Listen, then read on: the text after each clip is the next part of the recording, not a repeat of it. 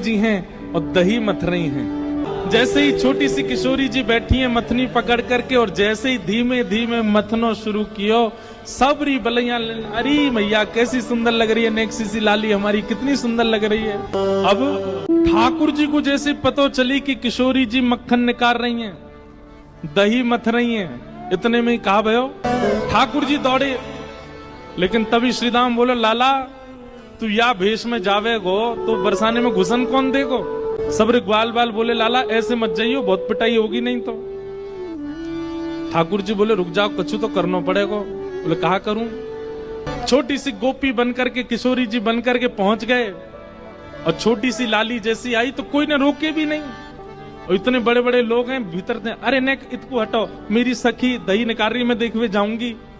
अरे अरे लाली तू आगे आजा, तू आगे। सब लाली समझ के आगे आगे करते चले गए। ठाकुर जी पहुंच गए बिल्कुल जहां किशोरी जी मथ रही हैं, और चुपचाप वहां जाके खड़े है गए। अगल बगल वाली गोपी कहें, अरे कौन की है। ठाकुर जी कहें, तो क्या करना है, कोई की हूं मैं। अरे बड़ी चपड़ चपड़ बोले, हाँ तो अपने छुरा करा दियो ब्याह मोते। जैसे ही किशोरी जी ने अपने छोटे छोटे हाथन से मक्खन निकाल करके एक पात्र में भरना शुरू कियो, ठाकुर जी के तो मुंह में पानी आ गयो। इतने में सब सखी बधाई देने लगी, अरे कीर्ति मैया बधाई हो, लाली ने पहली बार माखन निकारो है। कुल देवी को भोग लगावे की बात आई, सब बोली, लाली तेरे पूरे लत्तान पे दही छिड़क गयो है, अब तो एक काम कर, ये मक्खन लेके जाएंगे, कुल देवी को भोग लगाएंगे, पहली बार निकास होते हैं, तू जाए करके दूसरे लत्ता पहने आ।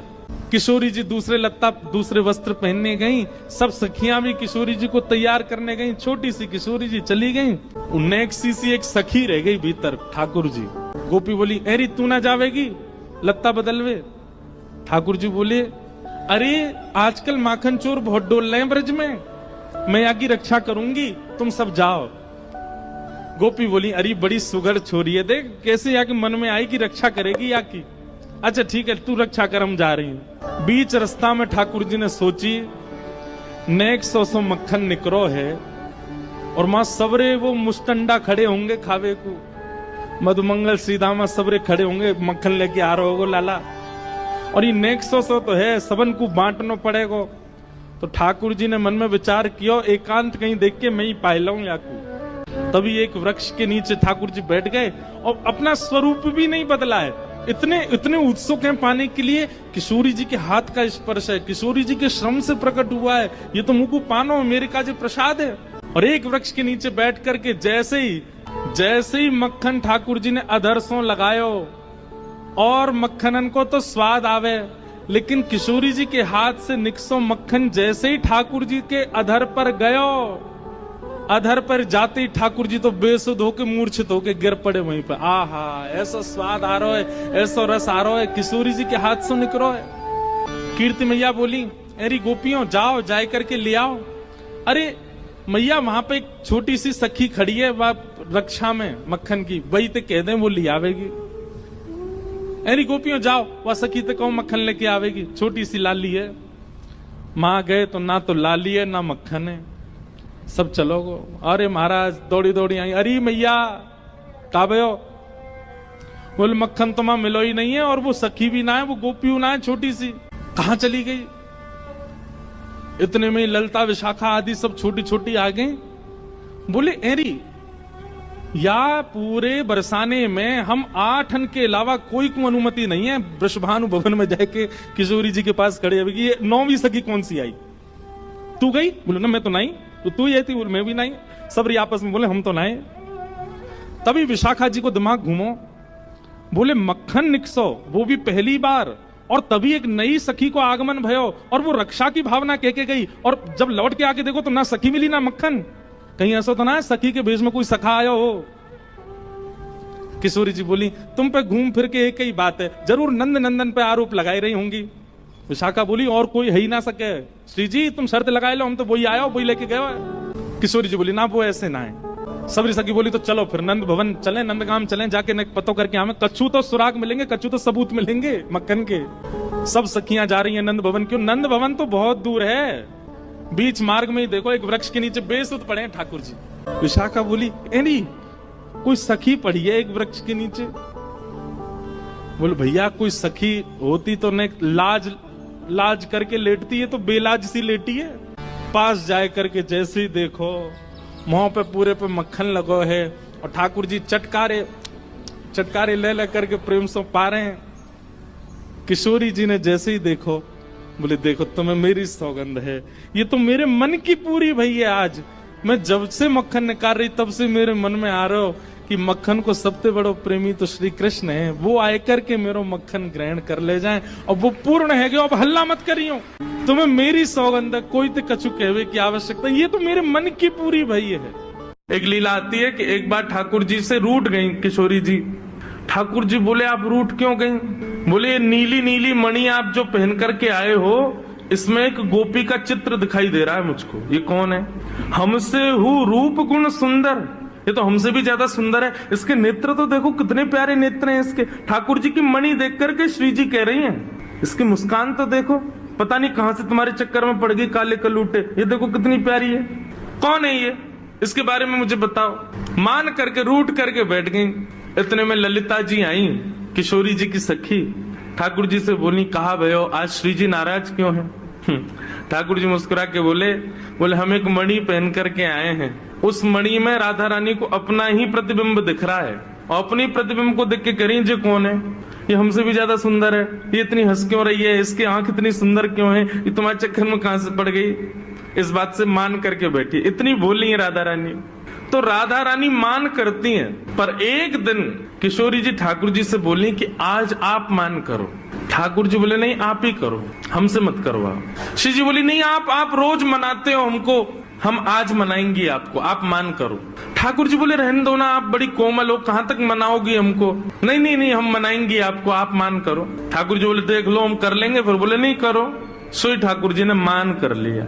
ठाकुर जी रूठ के बैठ गए श्री जी से। अब श्री जी ठाकुर जी को मना रहे हैं, कभी ठाकुर जी की मनपसंद वस्तु बना के लावे, कभी ठाकुर जी का मनपसंद राग गा के सुनावे, कभी ठाकुर जी को नृत्य करके दिखावे, कभी ठाकुर जी के सामने उनका मनपसंद श्रृंगार करके आवे। सब प्रकार से श्री जी ने मनाने का प्रयास किया, लेकिन ठाकुर जी नहीं माने। और मान लीला का ये नियम है कि सूर्यास्त तक मना सको तो मना लो, सूर्यास्त के बाद मान खत्म हो जाएगा। यदि मान में मना लिया तो मनाने वाला जीत जाएगा, और यदि मान सूर्यास्त तक नहीं मना पाए तो इसने मान किया वो जीत जाएगा। कैसा प्रेम है। सूर्यास्त हो गया महाराज, सूर्यास्त होके श्री जी आके बगल में बैठ गए, बोले ठीक है हम हार गए, अब मान छोड़ दो। लेकिन ठाकुर जी बिना कुछ बोले मान में ही चले गए। श्री जी बोली ये नियम नहीं है, सूर्यास्त के बाद मान खत्म करना होता है, आप तो मान में ही जा रहे हो। ठाकुर जी कुछ नहीं बोले, चले गए नंद भवन।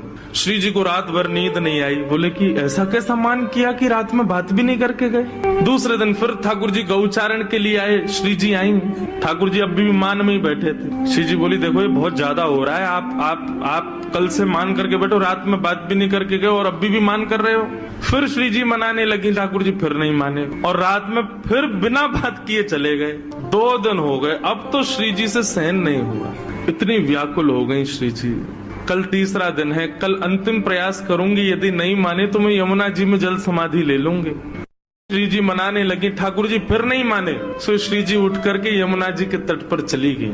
जैसे ही श्री जी के नेत्रों का अश्रुबिंद आकर के यमुना जी के जल में एक बूंद गिरा, यमुना जी का संपूर्ण जल लाल पड़ गया। यमुना जी प्रकट हो गई, हे श्यामा जी आपको किसने विरह दिया, इतनी वेदना आपके हृदय में हो रही है, अभी आपके अश्रुबिंद का ताप इतना था, इतना ताप तो हमारे भैया यमराज नहीं देते किसी को नरक में, जितना ताप में आप हो इस वक्त, आप बताइए तो सही किसने दिया आपको ये। श्री जी थोड़े भाव में बोली, तुम्हारे श्याम सुंदर मान करके बैठे 3 दिन हो गए, रीझ ही नहीं रहे। यमुना जी बोली हाँ श्री जी को श्रम करा रहे हैं, रुको मैं बताऊं इन्हें। तो यमुना जी गई महाराज, और ठाकुर जी जैसी पीताम्बरी, ठाकुर जी जैसा श्रृंगार, ठाकुर जी जैसा मुकुट, ठाकुर जी जैसे बिल्कुल कानों में कुंडल, ठाकुर जी जैसे बिल्कुल डिट्टो कड़ूला, ठाकुर जी जैसी वंशी, ठाकुर जी जैसा श्रृंगार। और श्रृंगार करके जैसे ही यमुना जी आई, श्री जी देख कर अरे श्याम सुंदर आप मान गए?